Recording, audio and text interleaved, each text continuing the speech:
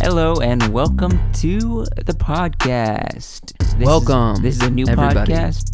It might have been like demon possessed. It was a fairly large, mutated looking chicken. We were born in the north, but we grew up in the south. We learned all of our words from Pennsylvania. And people are like, that's toboggan. That little It's toboggan not there. a toboggan. Toboggan is a sled. Okay. 0.3 inches, baby. Dude, I can't take it.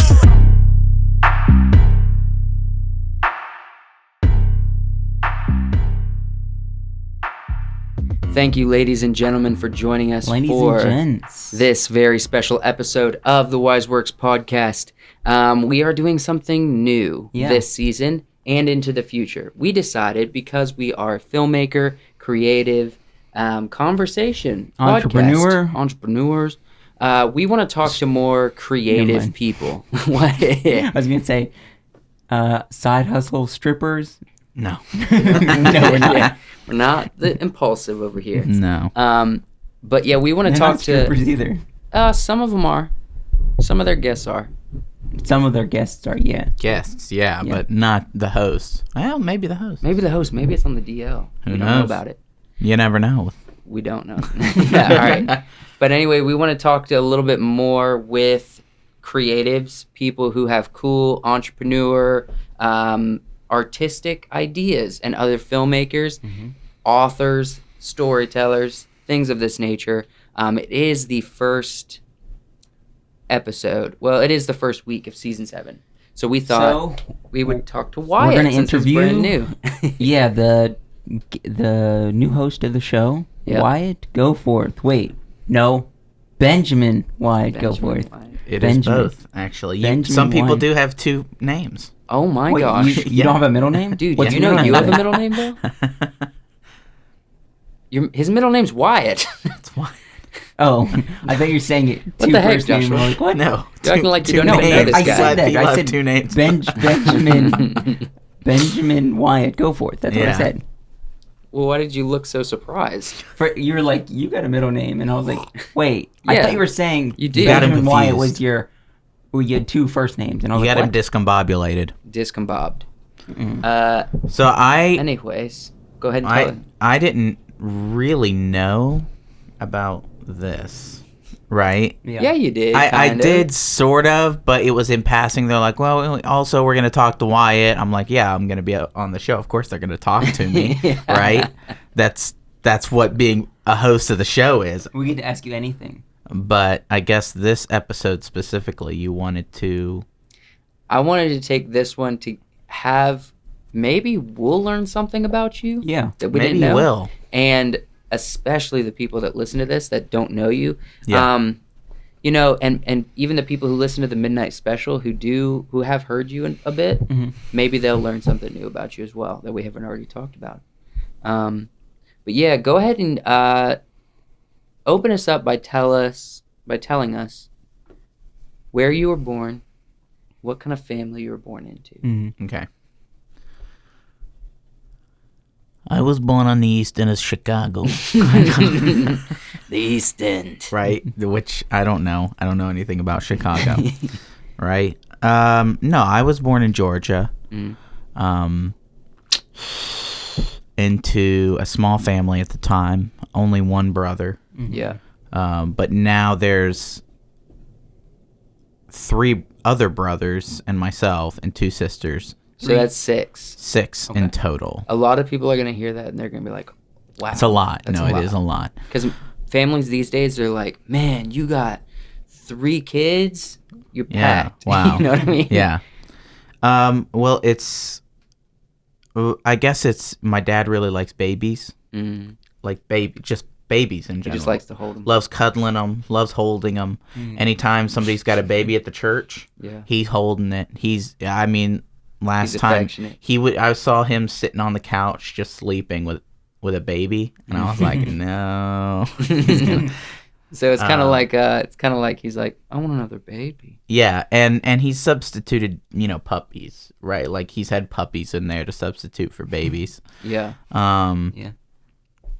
But yeah, so We're there's a lot of us. Can we go back a little bit farther than that while we're talking about your dad?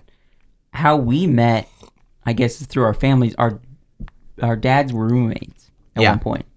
Yes. And your aunt and our mom was a roommate. Was roommates. Right. I don't know. They were either roommates or they were close. They're definitely close friends. They possibly were roommates. My brain isn't telling me for sure, but I do know our dads were roommates for sure. And your dad actually just realized the connection. Yeah. Between you moving in with Joshua. I was talking to him on the phone, and he was. I mentioned how he was roommates with Ricky, and he's like, our dad's name is Ricky. He's like, yeah, it's sort of a full circle type thing, right? He didn't realize it till that moment. Yeah. Do you think? I think do you believe in like destiny and like or some sort of thing of fate? But our families are supposed to be. Do I believe that friendships transcend time? Or just our families have a bond in some I've watched Avatar: The Last Airbender, and I know, that friendships transcend time. I'm pretty sure that there is there is some transcendence. You haven't seen the show. There's transcendence of some kind. You haven't. I haven't. But no, I do think that the generational friendship does work and can happen as long as it's cultivated by both parties, really the parents and the kids, who will obviously be friends next. And we just happen to be people who cultivated it. Other people that are, you have friends that you're really close to that I'm not close to, but I'm aware of. And then we have friends that you're not super close to, but you're aware of and are also friendly to. But I would say that's almost... But they were like teen friendships. Right. Like, maybe prepubescent, you became friends. But like ours is like, we were born with DNA to be friends. Well, I mean, you look at it like, our parents were friends, right? But, they were also all friends with other people, right? And so there's people we're friends with where it's like, we haven't been in close, in touch with them as much, right? Because they were friends with our parents, and so it's more distant, right? But it's still there. And I feel like that's the same with everybody. Even our kids will be like, Yeah. Maybe it works if you have kids probably the same gender, close to the same age. Mm-hmm. Maybe that's the key. I'll say, yeah. And I don't know that gender necessarily matters on that specific. Well, maybe they might end up getting married if the opposite gender. If there's not already intermarriages before that, because then it would be wrong if it was too far down the generations. Right. Speaking of generations, freaking. But yeah, go back to what you were saying in regards to your family life growing up with just an older brother at the time, and before you had your other siblings. What was it like in Georgia? Well, I don't remember as much about Georgia life as a young kid. I remember hot car rides.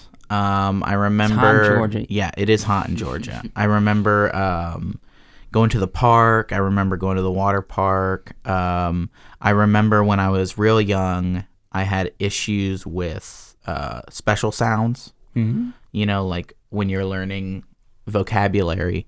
So like the CK, the TR sound, the OU, the E, all the different EA sounds, right? Special sounds, right? And there are charts for those. Yeah. You mean your phonics? Yeah. Oh, gotcha. Yeah, phonics, yeah.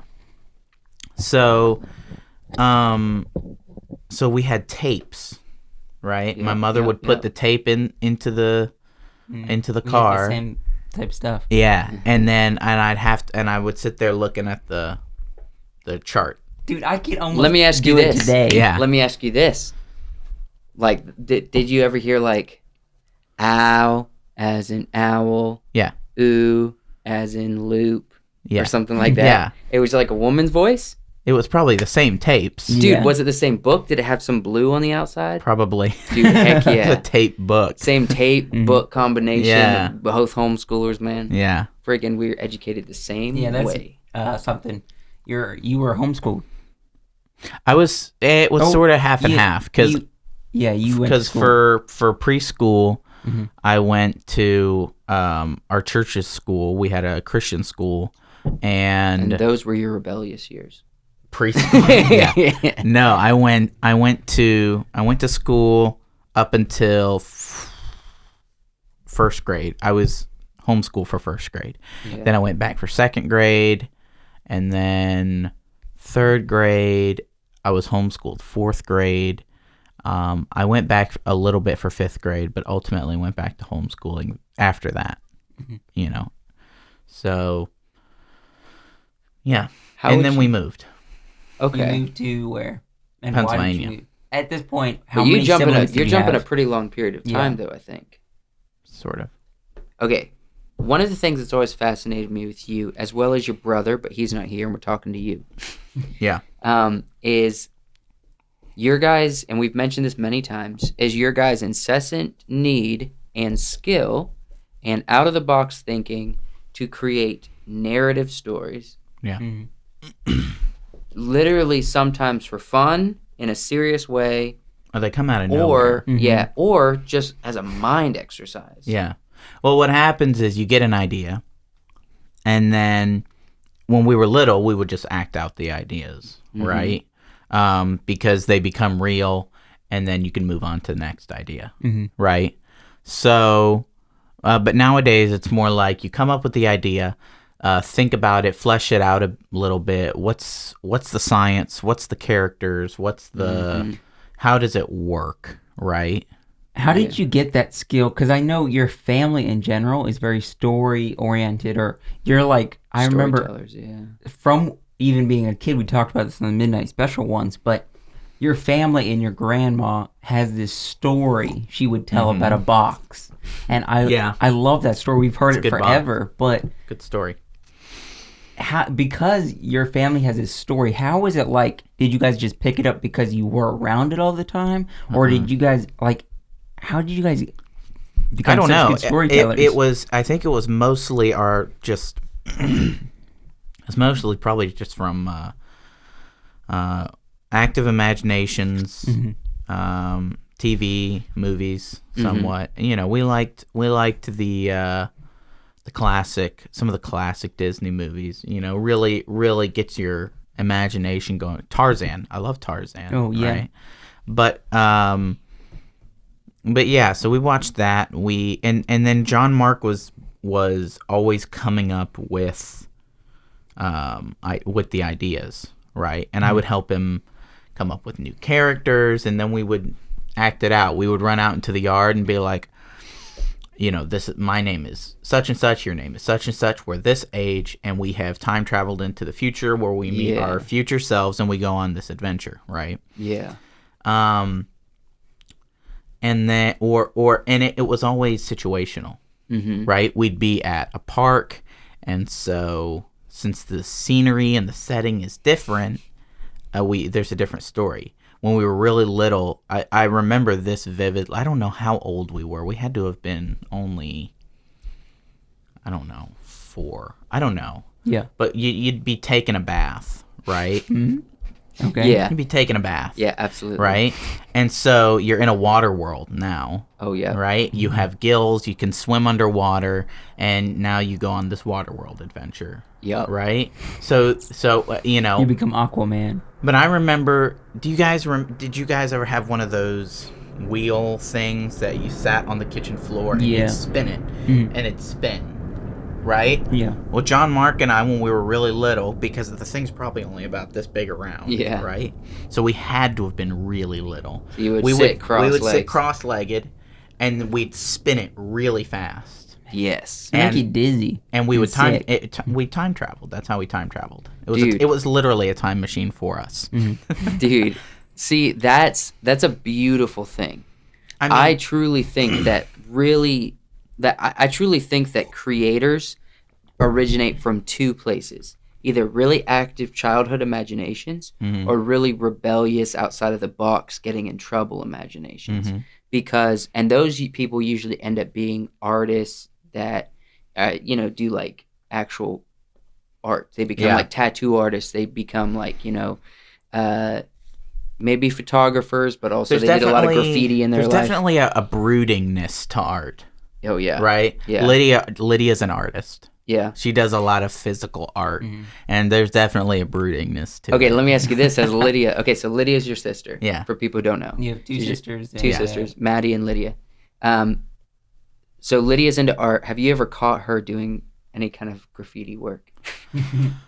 Like maybe on a tree or maybe in a hidden part of the house that people wouldn't go off in? No. I would really like, I'd like to see her, putting her art somewhere more public, right? But for the most part, she just, she doodles. She has lots of books. She has these little frames about this big of canvas, right? And she'll go on those and do little miniature art things and things like that.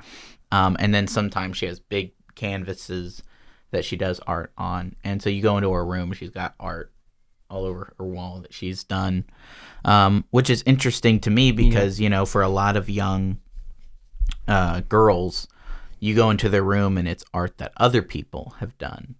And it's bands and it's movies and it's shows, right? And it's shirtless dudes just freaking... No, but Lydia does all that herself. So she wants to see... She draws the shirtless dudes. She draws the shirtless dude. She's like, yes, this is perfect. This is going on This is what I wanted. I didn't want anyone else editing my work. Right, exactly. No, but but yeah, so yeah. And we had I guess Ethan sort of was shoehorned in there, but he never went along with our stories, right? Because we'd be like, all right, here's the character. Yep. Here is the story. Here's the setting. Here's where we're going, right? Yep. And it's you just say, okay, it's a space. We're in space, right? But Ethan is a squid pirate, right, with a wiffle ball bat, right? Man. He makes up his own story. He bursts the illusion because he wants to inflict pain. Well, that's we did a midnight special called "Everybody Hates Ethan." Yeah. And you get to know. I would recommend going back and listening to that if you want. It's on Spotify. Well, it's interesting because the podcast goes very similar to Ethan's life. Absolutely. Right. It goes from how we, what we were talking about as far as the subject matter.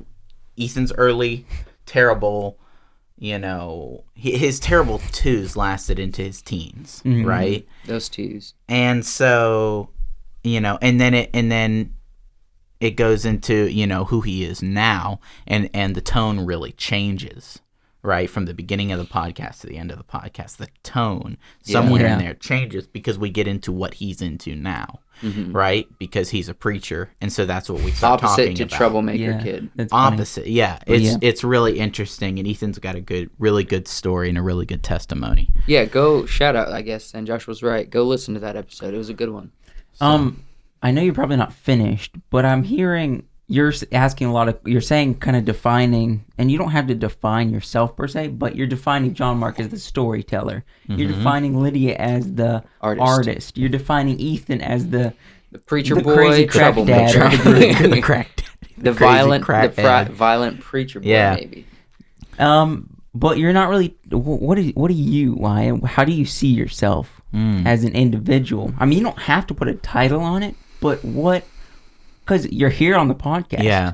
You guys have had a dynamic that's been different than like our dynamic with being friends, but you're still here on the podcast. What do you think led you to here? Because there's probly something. Probably the ocean. And that's part of it, cheeks and dimples. Did you just smile? I did. Well, John Mark's got dimples too, so the cute factors, it crosses over. It crosses over, yeah. Well, I guess it was more of, because I see myself as a creative as well. Yeah. Right, as far as the ideas go. Like, what do you mean, like storyteller too? Yeah. Okay. I think Yeah. I can compose the ideas, right? They're always there. And there's new ones that always pop up all the time, right? Yeah. Like I was thinking about the other day, what if there was a story about people who lived in, like these giant rivers, just fast flowing rivers, but they're regular people, but their houses are nestled in these like rocks that are kind of half out of the river. I don't know. Yeah. Right? Dumb ideas. It's not dumb. Right? It's a good one. They spark, We were talking about a story from Bitcoin too. That's cool. Yeah. But we'll get into that. Yeah. Now. Yeah, that was fun. But we like, I don't know. I like to go over the possibilities, right? And I think it's the same way with artists, I guess. Like comic book artists, right? They have the same ideas. They just have the ability to create the ideas because they're artists, right? I can't necessarily draw my ideas, but I think through them, right? You've drawn a good bit of stuff, though. I have drawn some things, but anytime I try to draw something, I guess interesting or something that's not wacky and supposed to be kind of different. I can draw those. I can draw the cartoons really fun, right? But anytime I'm like, ooh, I'd really like to capture this moment from a book or something going on in my head, can't do it. Can't do it. That's all right. I think the thing is, I'm of the opinion that artists are also people like you. Okay. So, although maybe Lydia, your sister, she might have a future in maybe drawing for anime, or maybe becoming, a famous painter or something. Right. Especially since this world's probably moving towards ideas and values similar to Greece. Right. but I think there's still art in the more not so serious, not so things like, and we talk about this often. I think it's just because it's such a daunting show. The things like Rick and Morty, or even the Midnight Gospel on Netflix that Duncan Trussell did that I showed you a few episodes of. These things are super silly. They're super abstract.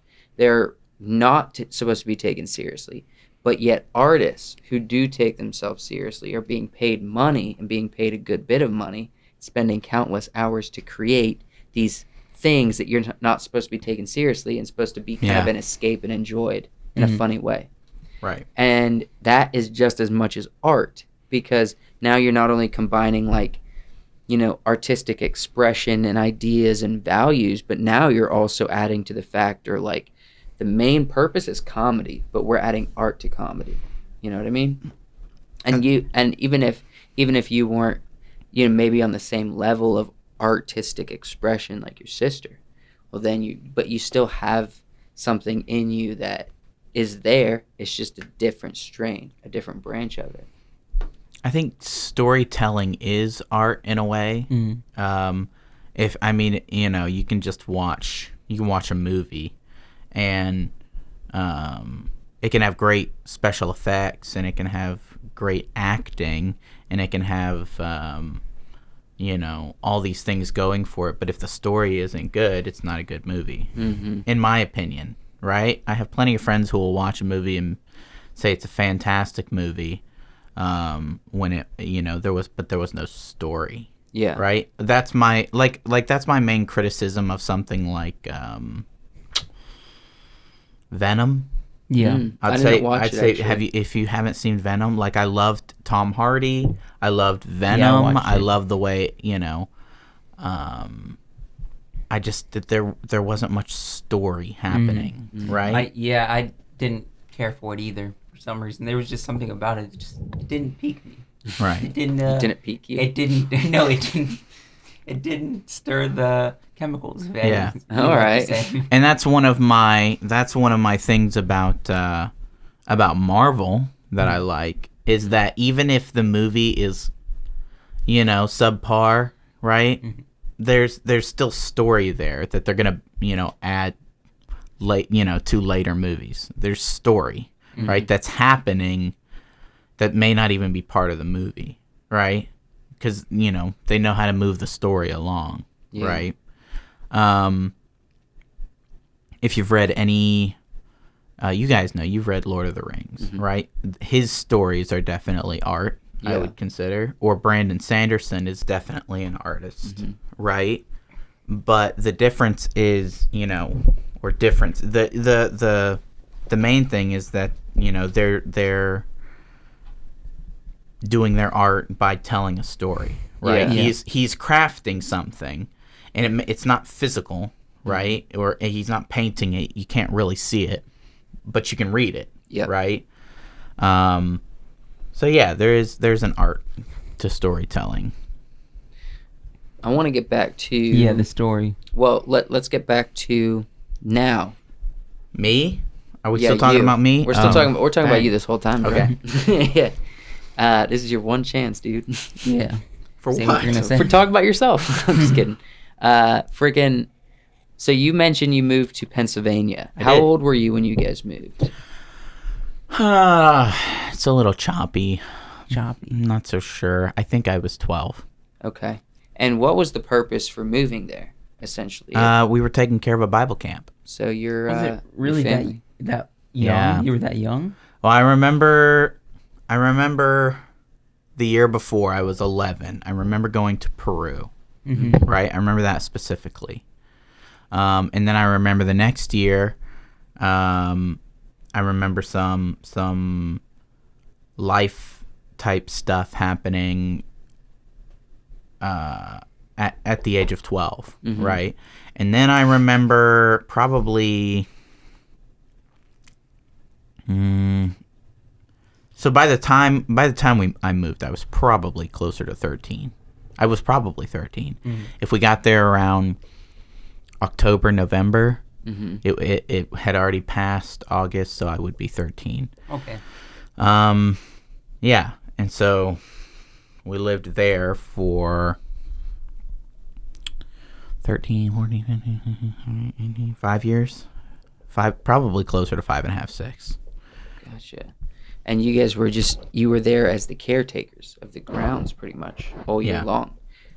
This is the camp that's very close to my emotions and my heart. I think probably the same for you, but a little different because you lived there. Yeah. And this is the camp that our first memories of each other were at. Yep. This is actually the place, it was kind of the meeting ground for the majority of the times when we were younger that we would see each other. And episode 100 was recorded there. And episode 100, me and Joshua went up last September and recorded there. And so we've cataloged a whole series of times where we've talked about Camp Maranatha. Yeah. But this was the camp that you actually lived at for many years, and you kind of went through your teen years there. Also, before I get into more about myself, I guess, at the camp, I think our memories of meeting each other are different. They're not that different. You remember the camo? I remember... No. I remember pulling up in between the chuck wagon and the tabernacle. You're on the rocks. We talked about this on the and I remember looking up to the right at the hill, and that's where you guys were coming down from, right? Is that what you remember? Because that's what I remember. What I remember... I don't have this memory. I know. So I don't remember waking up in the morning, putting on my camo. Right. I don't remember what I was wearing, but the camo was consistent because we did wear a lot of camo at that age. Yeah. Matching camo. By the way. Well, we weren't matching. We just both had camo. In my mind, it's matching for some reason. But what I do remember is same location. So you're talking about the hill coming down from the cabins up on the hill? Yes. There's a good potential that... Now, the thing is, your memory is going to change it. Your memory is always going to add things. But without me adding anything, I do remember us probably going from the hill, going past your car because you guys were probably getting out and unloading. And it was like, look, it's the Goforths, Wyatt, Jamar, Mm-hmm. and we're friends with them, but we didn't know like how to interact yet. Right. So we probably went straight to the crick, and we probably hung out by the rock by the crick, which by the way has a cameo in Greater Remembering if you want to watch that, and also in the 100 podcast. Yeah. And we went over and kind of stood by it. And that little slant that kind of collapsed in on itself after a while, it used to be a little pathway.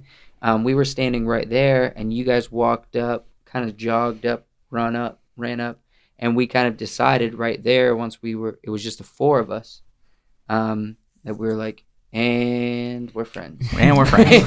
You know what I mean? Yeah. Because that's my first memory. Now, the thing is, I knew your guys' name. Right. But And you don't for some remember reason- us from previously. Here's actually an interesting thought. I might, because down in I'm a little Georgia? older, I might have remembered you guys from when we were really young. There's a thing called camp meeting. We would go down sometimes. Yeah. To I think Georgia. to Georgia. I might have a memory of you like at 4 years old, Yeah. like walking with me down the hallway at the church. And we have like our coloring pages and stuff. Right. And, you know, Luke's mom, Miss Darlene, is like telling us, either scolding us or telling us to get back in and color our papers or something. Dude, yes. That's 'Cause the thing. remember I think that might be my first memory of you, but it's so fuzzy. It's hard for me not to think I made that memory. I do have this memory. We were talking about David and Goliath, and we had to create life size.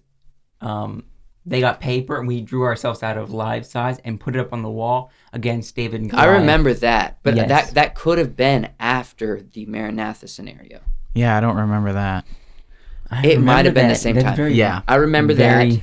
Either way, the hard and fast memory You're right. Is Maranatha, and we can always center on that. and camo. Yeah, and Right. camo and the pill for us, it was the rock. Because Yeah. we probably went straight to the rock, right? And you remember the camo. So But it was an interesting, I guess, and tough time. okay, It was also fun. It was also, wasn't learned a fun. lot. It was. Oh, yeah. But it soaked up like all of my teen years, yeah, like all of them, yeah. right? So How do you feel about that? it's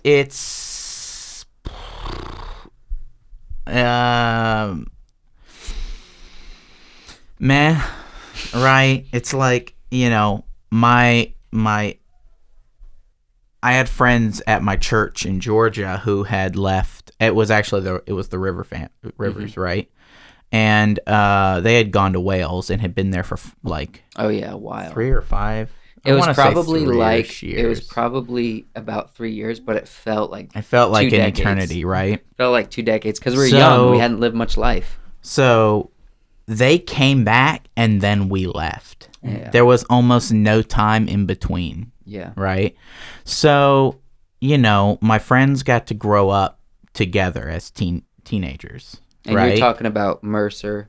Daniel Mercer, Luke Rivers, Cameron Gaddy, Yeah. and all the others down there, right? But those three primarily. Those three primarily. You're also in that mix, but you were in Right. Pennsylvania. But I was in Pennsylvania, Yeah. right? And so, so I had to meet new people, Yeah. right?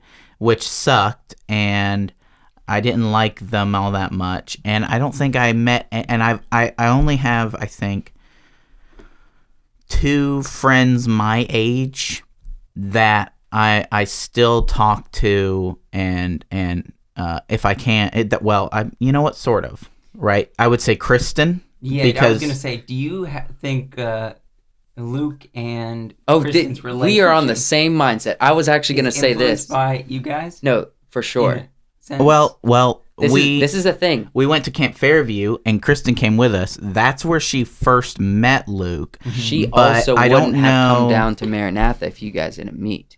Right. So that's what Yeah, I'm saying. probably. You were able to give one of your best friends, Luke, the greatest gift of all time. Yeah. Introducing him Yeah, to his that's- future no. wife.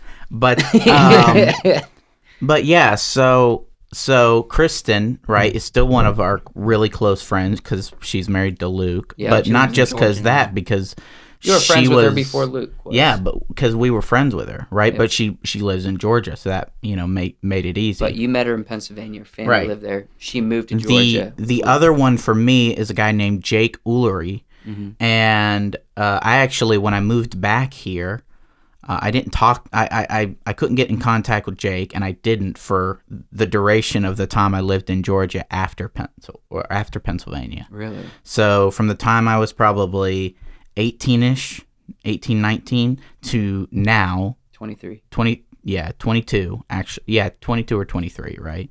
Because I went to camp.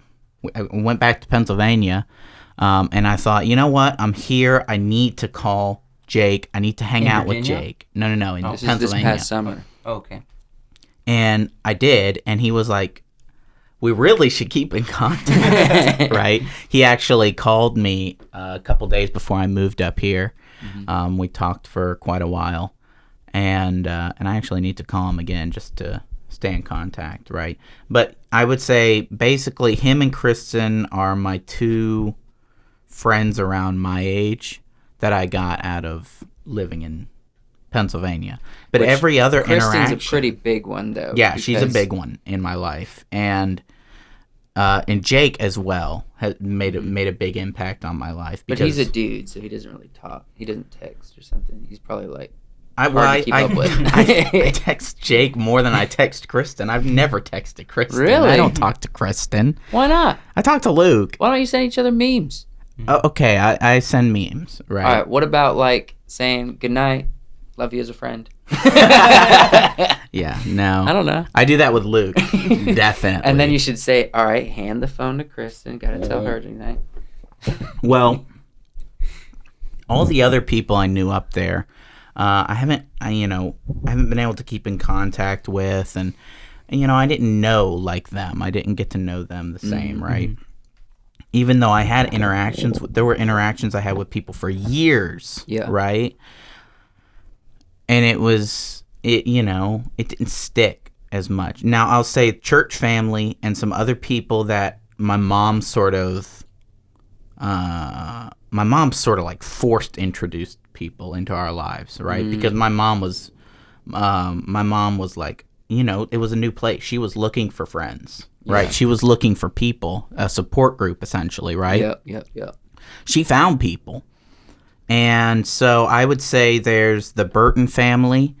They got a bunch of kids. They're our friends, We hung out with them a lot when we were there last time. And I would say our church family, especially people like Nathan Bramlett and his family, are our other closest friends from up there, at least. And then, of course, people at the camp who we had known for years. Yeah. Right. But, otherwise, it was sort of a haze of trying to keep the camp going, with, almost no money. You were going to And school at the time? Or I was You graduated high homeschooling. school. Right. through homeschool, and then you There were started some, college. and at the beginning there were some kids that lived up in the village, and they were, the village people were. Villagers. It's hard to explain. They were different, right? A little antisocial. Yeah, Probably. and From Pennsylvania. Yeah. yeah, Rural well, Pennsylvania. they're really rural kind of. They bordered the line between like really white trash people, right? To put it nice. To put it nicely, right? the kids, I White think, trash. were very smart. I think they had a lot of potential. I didn't care for their parents, right, at all, Parents are trash. or their older brothers. But I thought the younger kids had a lot of potential. But I mean, we played a lot, especially during the winter. We would play. We'd go out and be. We'd have one dude be like an enemy sniper. So we would we would sort of play this game of, can we, follow through the snow the enemy sniper and find him, right? And essentially, if you could evade capture, you won, right? And we played out a story. There was a story to it, right? We did a lot of walking and talking, collected rocks on the beach, and eventually they moved away. So the village was empty for a while, and then it was bought, and we were friends with the people who bought it. They, raised and take care of horses, and they were good people. They were nice people. And yeah, we had Thanksgiving with them and all sorts of things with them. Actually, we got one of our dogs from them, so that was nice. Which one, Ziva? Ruby. Yeah, the little one. Yeah. Talk about dogs. During that time, you had this dog named Chomper. That thing was vicious. He was. He was sweet, but he was vicious. He was you guys, I remember going to camp only like one time when you had Chomper, but you guys would put like a nuzzle on his muzzle, and then you'd let him out in the yard. So that dog wanted to tear you up, but it couldn't because it had a muzzle on. Yeah, well, he was scary. He was number one. He was antisocial from the beginning, right? And so living in the camp where there was nobody but us didn't help, and he was nearsighted, right? So he couldn't see very well, right? I remember trying to come up the stairs one time to go into my room, and our room was like an attic, right? That had walls and things, and he was on one end. So I start coming up, and I hear growling, and I hear a full stampede across the room coming towards me, and I see his muscles tense to jump, and I'm like, whoa, hey, stop, right? And once he heard my voice and got real close, he just put on the brakes, his paws, and he slid to a stop, and I caught him, but we still almost both toppled down the stairs. So. Oh man, do you know how close Chomper was to ripping me to shreds? Probably pretty close. And it was a couple people. I know many people. Yeah. Our friend Tim, who was on one episode of the Midnight Special with Isaac and Josh's brothers, he liked to, because Chomper had the muzzle. Yeah. So he would he would ask Ethan, hey, let him off the leash. I'm going to run away from him. Yeah. Well, Tim, anything Tim got, Tim deserved. Because Tim almost got bit by a snake. Yeah, he did. But many times, actually. And he's gotten bit, just not by poisonous ones. This was poisonous. It was a copperhead. Yeah. There's been a lot of close calls. It's who he is, I think. But he would be like, he has a muzzle on? Okay, it's safe. Let him off the leash. I'm going to see how far I can run before he gets me. Yeah. So Chomper would literally chase him in a matter of 2.5 seconds. And Tim would have like a 20-foot head start. Yeah. And Chomper's just got these muscles and he's quick like a leopard. And so he would smack the back of his legs with his muzzled face because he can't bite him. So he just smack him. And Tim would fall down and Chomper would run around. He didn't really attack people like if they were on the ground much. But if they're up, then he'll snap at you. And so, once he got on the ground, he would, run around him and, get in his face. But he wasn't, trying to bite his face off once he's on the ground. Yeah. Well, we had, after Chomper, we got Ziva, and we really made sure to socialize her as much as we possibly could. She barks at people, right, that she doesn't know. She's a sweet baby. But once she sort of smells you and, gets to know you a little bit, she's really good, right? And Ruby's perfectly fine. Ruby won't hurt a fly. And what kind of dog is Ziva's a German Shepherd. Yeah. Right. German Shepherds can be intimidating. They can. They can be intimidating. We wanted intimidating, but you didn't. But we didn't want mean. Her, for her to actually be mean, right? So. Yeah. So. And with the dogs, what I would do at camp is try to sneak up on them because, they're really hard to sneak up on. They got those ears. It was easier with Chomper because he was nearsighted. But with Ziva... He was a little bit of a dummy. But with Ziva, she could smell you, hear you coming, right? From however far away. And so, you'd try to sneak up on them, as close as possible. I made a ghillie suit once to try to sneak up on Ziva. Yes. She still found me. It's like she knew you were there, even though she didn't really notice you. Yeah. That's well, she sniffed me out. That's cheating. Yeah. Well, also those are like police dogs. Yeah. Like German Shepherd, you can't really get past them. Yeah. But you were like, I'm gonna try. I'm gonna try. All right, tell us about your family history a little bit. Tell us what kind of family you come from. Let's see. Bunch of crazy crack dads. Yeah. We already talked about storytellers. Mm-hmm. Right. So, I guess on the Goforth side, my dad's been a truck driver for a long time. So as a kid, that was, difficult, especially as a little kid, because he was over the road truck driving, right? So, we had to, talk to him over the phone, and as little kids, we cried a lot, and how long that would make him cry. And how long at a time? Weeks. Yeah. So, eventually he was more local, right? But his dad owned a pool business, or I guess still does pool stuff. And his dad was I actually don't know what Alfonso did. Yeah, his name was Alfonso. He. Good name.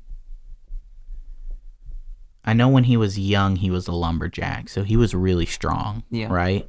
And he worked for GM, right, up in Michigan, putting together car parts. One of the few stories I know from his younger life is he was getting hired, and he was standing there in the line of men, right, trying to get hired, and the boss came and said, all right, what about you? What can you do? Right? And he said he looked down the line both ways at every one of the men, and he looked the boss in the face and said, I can whoop any man here. And I believe it, Those lumberjacks are big and strong. He just looks at everybody. I can whoop everybody. Everybody. Probably all of them at once. Put me up toe to toe. But I win, I get the job. Yeah, he was something else. And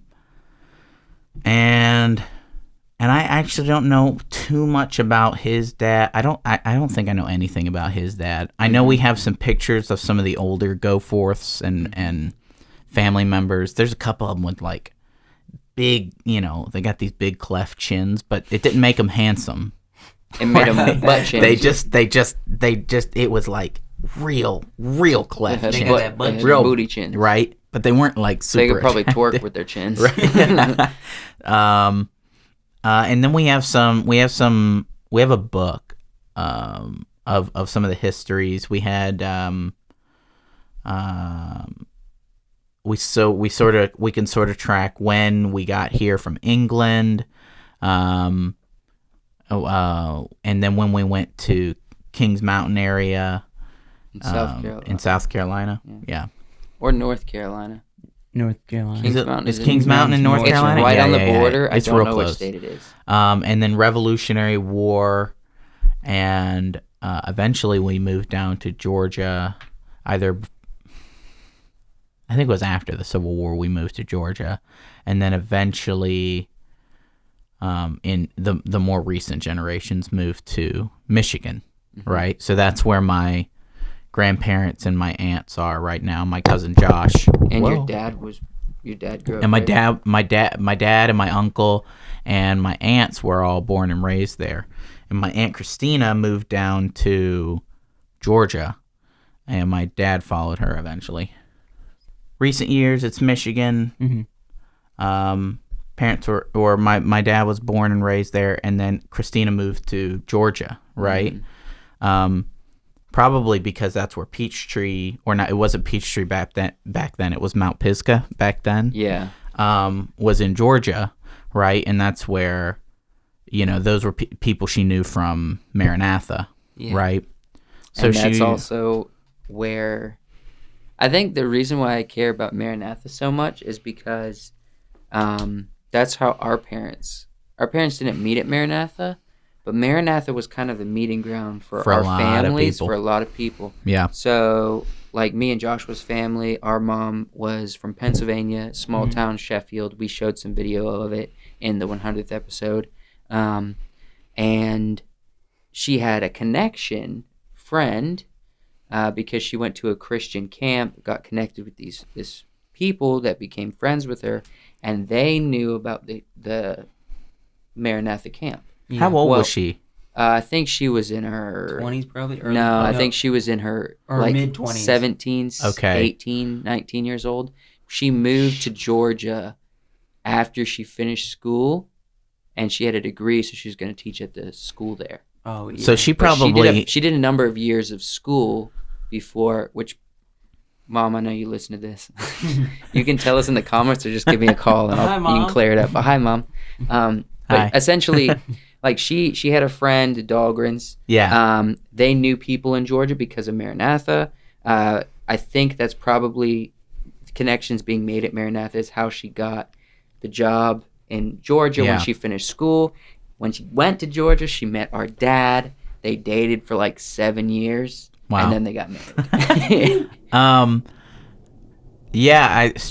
She probably went there after the prime of camp, because in the very beginning it was hopping. It was popping. There was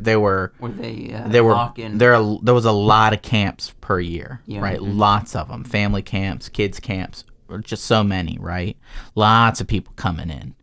And then it died off for a while.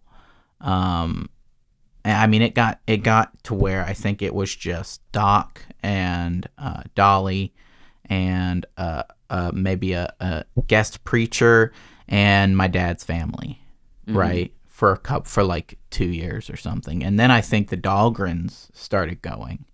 And then it sort of built up from there. And then kind of and of course known. You would to what we've known, the more recent histories, and which and of course caretakers and 30 to 60 people there for the week. Right. Well, even when we were kids, there was still a kids camp, and there was a lot more going on, right? Mm-hmm. But yeah, so a lot of people met there. A lot of people have connections from there, and even people in the area know of the camp, right? Because their parents went there, or they went there when they were young, right? They just it's been so long. I guess I just haven't talked to anybody like local or anything, because I don't know. I never met anybody that knew of the camp that used to go there. Right. Well, there was like, we met a family. We met I can't remember. I'm trying to think of the name. The Celliers. I think it's the Celliers we met, and no, keep going. I'm losing my train of thought. When the wife was young, she went to the camp, right? But I didn't know that. We hung out with them for a while, and we attended some of the youth meetings at their church. But it turns out that she and my aunt were friends going to the camp. Yeah. So it was like, that's a cool connection, right? This person that we just met and that we are friends with is, was friends with, our family when, previous generation. Back in the older days, yeah. Yeah. Yeah. I guess things are tied. That would be weird if we saw some of those people we went to kids camp with. You know who I don't even know if I would remember them. I wouldn't probably remember them well. Don't remember any of their names. Well, I only went once. Mm-hmm. Well, isn't I went that... a couple times. Okay. Was it before or after the kids camp stopped that the Pistoriuses came around? It had to be after. Yeah. Because I don't remember them at any of the kids camps. They weren't. I think it maybe at the kids camps, the only people I remember are you guys, DJ. I wonder, if the rivers were in Wales during that time. I I don't think even they know were. if the rivers were There's there. a dude named Cy. There was a dude named You guys remember Cy? No, I don't remember him. I but remember him. I remember that name. I remember he was super cool. Well, He was apparently didn't tall. leave Who was there was like a guy that did the canteen when we were kids. yeah, DJ. No. DJ's older brother. DJ. No. What was DJ's older brother, Mark? Are you thinking was it one of the Renwick boys? Probably. I didn't know they were Renwick, but I don't really know who they are. Yeah. Who the Renwicks are. You're not talking about the Renwicks. the Steven? not like Jamie? Jeannie and what Jeff and Jeannie. Jeff and Jeannie. They're kids. No. There was Yeah. during the time when they were the caretakers though, there was this guy, he came by himself. I don't think he might have been related to people, but he was always alone or by himself. I sure hope he wasn't just coming to feed kids candy at give nighttime. kids candy. No, like he With was no in his prompt. probably early 20s, mid 20s, probably late teens. Then to be he honest. was just seemed probably older. somebody who attended the camp, or attended the church, right? That would have been close possible. by, yeah. I don't remember because I only went once, right? Oh no, this wasn't kids camp. This was even family camp. This guy did the canteen for family camp. Yeah, I don't remember. I only I bet remember you our sisters would remember. DJ's him. older brother's name is Mark, right? Yeah. one of them. Yeah, The one right above him is Mark. Yes. yeah. Didn't Mark do canteen for a minute? He did. I think he did. But this guy was before that generation of doing the canteen. Maybe. I don't know. When you're that young, everything's just like, oh my gosh, people that are older in years than I am. And Yeah. everyone's cool and everyone's... Well, I remember a lot of people did canteen. Mhm. I remember your sisters did canteen. DJ did canteen. Dude, it was lit when you got everybody did like... canteen. When like it was a night, my sisters were kind of preoccupied. You had like DJ and Sarah Ashley Yeah. back there. And you got your cousin Josh Yeah, eating too many Eating friggin' too many Snickers, candies. candies and stuff. And we were playing carpet ball, ping pong, Yeah. just loving that room. See, Getting hyped on sugar. oh yeah, oh yeah, Becoming so those an were the ultimate nights. crazy crack The dad. Yeah. reason why I say sisters were preoccupied was because then we didn't have to have any chaperones. Right. Me and you. We're Well, like, we never really I can did. like make comments that seem, friendly with my friends. I What? could, What do you hang mean out by with, that? I'm like, curious. with DJ, I'm being like, hey man, we're friends and you're older than me, so I'm cool because I have a kid that's older than me who's my friend. yeah. And then Wait. I got Wyatt, and then if Luke was there, that means Sarah was there. And when I was really young, I had a crush on Sarah. So, Yeah, Mhm. so, I mean, everyone had a crush on Sarah when they were young. She was pretty. yeah. Did you I not? don't We were know. just I was friends. really. I was no, you were really too young. young. She wasn't friends with you. I You was were too really young. I asked Sarah, fairly recently, I asked Sarah, I was like, hey, you want to go on a date? Right. Jokingly. Right. And she's like, nah, it'd be weird. You're No. we Heck.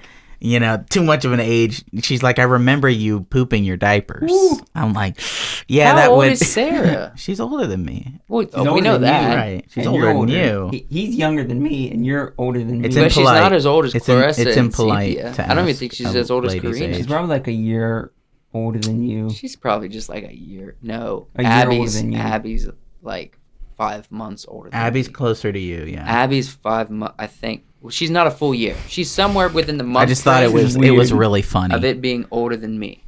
Because I was joking, but her response was really funny to me. But what if you were not joking? With Sarah, What if you're like, I think you're single, I'm single? I think if anybody, if anybody has the guts to go for Sarah, go for it because Sarah's one of the best people I know. She goes hard. What? She goes hard in the paint. In life. Paint? Well, that was a good episode, guys. Yeah. You want- I guys know wanna close this out? I know there was one thing I was trying to there was one thing I wanted to say. I just don't remember what it was. Anything else from you guys?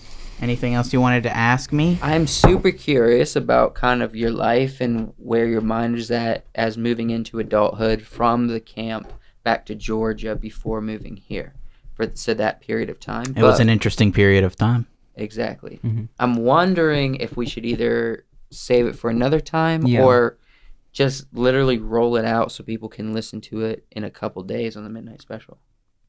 We can do whatever you want. Midnight Special is going to come out before this. Or next week's episode. No, it won't. It's coming out this Friday. Oh, okay.